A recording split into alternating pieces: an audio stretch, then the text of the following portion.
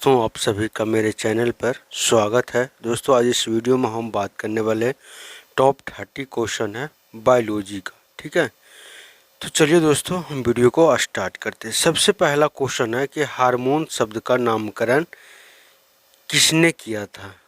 तो इसका सही उत्तर हो जाएगा दोस्तों, हेनरी स्टार्लिंग ने किया था। बेलिस और स्टार्लिंग ने किया था, ऑप्शन नंबर सी। दोस्तों, हम बात करते हैं कि हेनरी स्टार्लिंग जो थे एक शरीर वैज्ञानिक थे। ठीक है, एक शारीरिक वैज्ञानिक थे जिन्होंने जो है ये नामकरण जो है 1906 ईस्वी में किया गया था।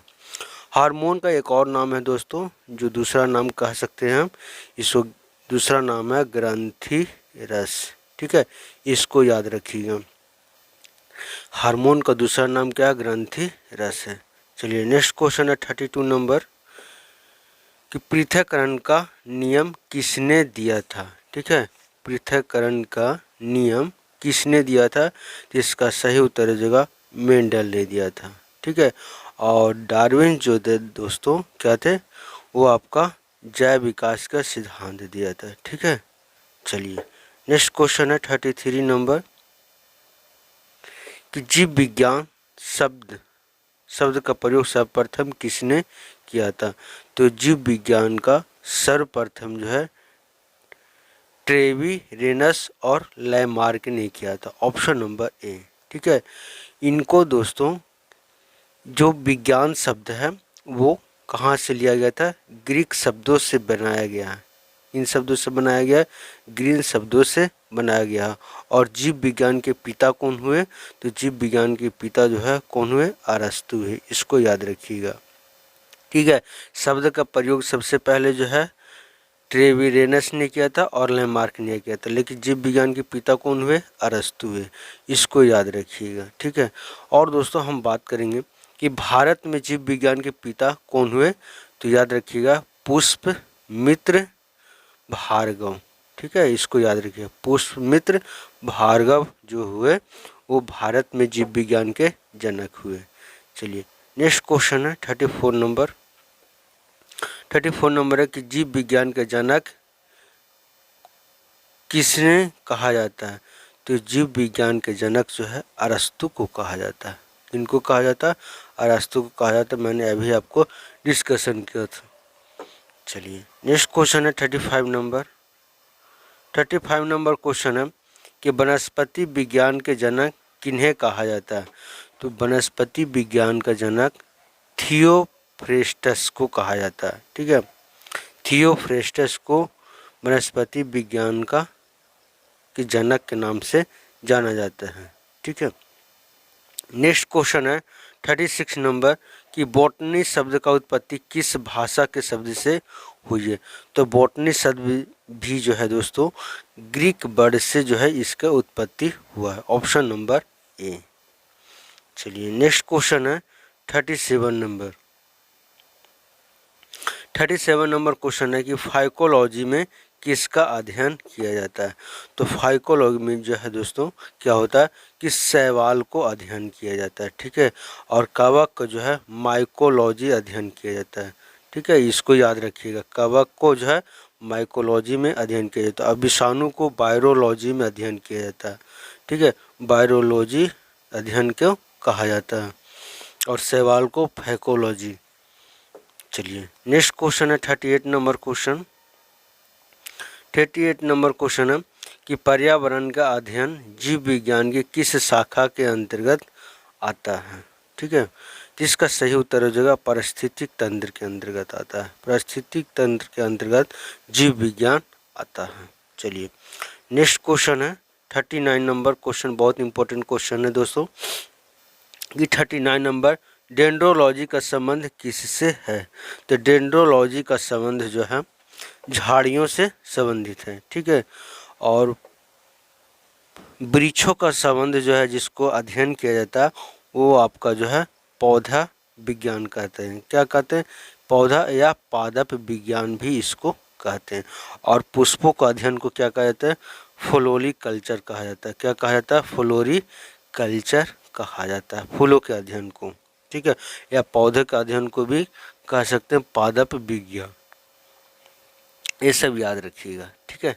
ये बहुत ही महत्वपूर्ण पॉइंट होती है। चलिए नेक्स्ट क्वेश्चन है कि 40 नंबर क्वेश्चन है कि पुष्पों का अध्ययन किया जाता है। तो पुष्पों का अध्ययन जो किया जाता है एंथियोलॉजी कहा जाता है। उसको क्या कहा जाता है? एंथियोलॉजी कहा जाता है, या फूलों का अध्ययन में जो है फ्लोरिकल्चर भी कहा जाता है, ठीक है। तो इसको याद रखिए, ये दोनों जो है दोस्तों सेम होता है, फूलों का अध्ययन या पुष्पों का अध्ययन। इसको फ्लोरिकल्चर भी एंथोलॉजी भी कहा जाता है, दोनों कह सकते हैं आप। चलिए 41 नंबर क्वेश्चन है कि वनस्पति संवर्धन से संबंधित विज्ञान की शाखा को क्या कहते हैं, ठीक है। तो इसका सही उत्तर हो जाएगा हॉर्टिकल्चर। हॉर्टिकल्चर में क्या होता है दोस्तों कि इसमें जो है बागवानी से संबंधित है। क्या है? बागवानी से संबंधित है हॉर्टिकल्चर, जिसमें जो है फल, फूल, सब्जी, औषधि आदि जो है इसका क्या किया जाता है? उगाने का अध्ययन किया जाता है वहाँ पर, ठीक है। जिसको बागवानी भी कहा जाता है, इसको याद रखिएगा हॉर्टिकल्चर को। एग्रीकल्चर जो है कृषि से संबंधित है। फ्लोरिकल्चर आप सभी जानते हैं, अभी हमने आपको बताया फूलों से संबंधित है, ठीक है। चलिए नेक्स्ट क्वेश्चन है 42 नंबर। 42 नंबर क्वेश्चन है कि स्पर्मोलॉजी किसका अध्ययन किया जाता है? स्पर्मोलॉजी जो है आपका बीज को अध्ययन किया जाता है। चलिए नेक्स्ट क्वेश्चन है 43 नंबर। 43 नंबर है कि एगेस्ट्रोलॉजी किसका अध्ययन किया जाता है?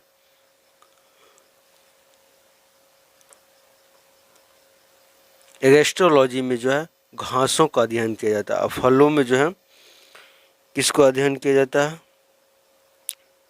ठीक है। और इसमें जो है आपका आंसर क्या हो जाएगा? एगेस्ट्रोलॉजी में घासों का अध्ययन को क्या कहा जाता है? तो एगेस्ट्रोलॉजी कहा जाता है। चलिए 44 नंबर क्वेश्चन है कि पेडोलॉजी में किसका अध्ययन किया जाता है? तो पेडोलॉजी में इसका अध्ययन भूमि को किया जाता है, जो मिट्टी से संबंधित होते हैं। मिट्टी को जब हम लोग अध्ययन करते हैं तो इसको क्या कहा जाता है? पेडोलॉजी कहते हैं, ठीक है। पेडोलॉजी कहा जाता है इसको, ठीक है, बहुत इंपॉर्टेंट है। चलिए नेक्स्ट क्वेश्चन है 45 नंबर कि पौधों को नाम देने वाला विज्ञान क्या कहलाता है? तो पौधे का नाम देने वाला विज्ञान जो है उसको क्या कहलाता है? वर्गीकी कहा जाता है। Option number B is right answer. चलिए 46 नंबर क्वेश्चन है निम्नलिखित में से किसे वर्गीकी का पितामह कहा जाता है? तो वर्गीकी का पितामह जो है लिनियस को कहा जाता है। किसको कहा जाता है? लिनियस को कहा जाता है। Option number B. Next question है 47 नंबर कि सूक्ष्म जीव मिलते हैं। तो सूक्ष्म जीव जो है इन सभी चीज़ों में मिलते हैं। रेतीली मिट्टी में भी मिलते हैं, लवण युक्त पानी में मिलते हैं, दलदली भूमि में मिलते हैं। Right answer option number D. चलिए नेक्स्ट क्वेश्चन है 48 नंबर क्वेश्चन कि विषाणु वृद्धि करते हैं। तो विषाणु वृद्धि करते हैं जो है इसका राइट आंसर हो जाएगा जीवित कोशिका में। जहाँ पर सेल क्या होंगे? जीवित रहेंगे, लिविंग रहेंगे, वहाँ पर क्या होगा? विषाणु जो है अपना ग्रो करेगा, वृद्धि करेगा। चलिए नेक्स्ट क्वेश्चन है 49 नंबर कि साबूदाना किससे बनाया जाता है? ठीक है, तो साबूदाना जो है साइकस से बनाया जाता है। किससे बनाया जाता है? साइकस से बनाया जाता है। इसको पाम सागो भी कहा जाता है। क्या कहता है? पाम सागो भी कहा जाता है। ये दोस्तों क्या होता है समझिएगा थोड़ा सा। आप सभी जानते होंगे कि टैपियोका नाम का जो है केरल में जो है एक फल होता है, ठीक है, टैपियोका, ठीक है। इसको आप समझते हो, उस पेड़ का जो रूट जो होता है वहाँ से क्या किया जाता है? उसको अंदर से निकाला जाता है जड़ से, ठीक है। उसको कसावा भी कहते हैं। उसको क्या कहते हैं? कसावा भी कहते हैं। और यह बिल्कुल जो है दोस्तों कसावा जो है आपको हमारे शकरकंद की तरह आपको दिखाई देगा, ठीक है। तो उसके से जो क्या किया जाता है? साबूदाना बनाया जाता है। साबूदाना का मुख्य कार्य क्या होता है दोस्तों कि ब्लड प्रेशर को जो है ये क्या करता है? कंट्रोल करता है। क्या करता है? ब्लड प्रेशर को क्या करता है? कंट्रोल करता है। साबूदाना में मुख्य रूप से जो है फाइबर पाया जाता है, फास्फोरस पाया जाता है, पोटेशियम पाया जाता है, ठीक ठीक है, ये सब जो है इसमें पाया जाता है साबूदाने में। चलिए नेक्स्ट क्वेश्चन है 15 नंबर क्वेश्चन है कि फलों का अध्ययन को क्या कहा जाता है। ठीक है, तो फलों को अध्ययन को जो है पोमोलॉजी कहते हैं। ठीक है, चलिए नेक्स्ट क्वेश्चन है 51 नंबर क्वेश्चन है कि दधी नाम पद्धति यानी कि दीव नाम पद्धति का प्रतिपालक कौन है। ठीक है, इसका सही उत्तर हो जाएगा लिनियस। दीव नाम पद्धति के प्रतिपालक कौन है, लिनियस हो जाए, इसका सही उत्तर हो जाएगा 51। ठीक है, 52 नंबर क्वेश्चन क्या कह रहा है कि जीवाणु का खोज किसने किया था।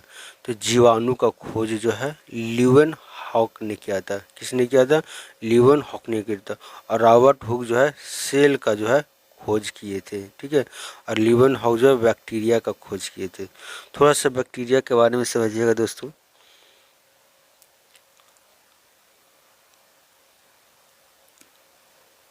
बैक्टीरिया का जो आकृति जो होता है इसको याद रखिएगा, आकृति जो है गोल भी होता है।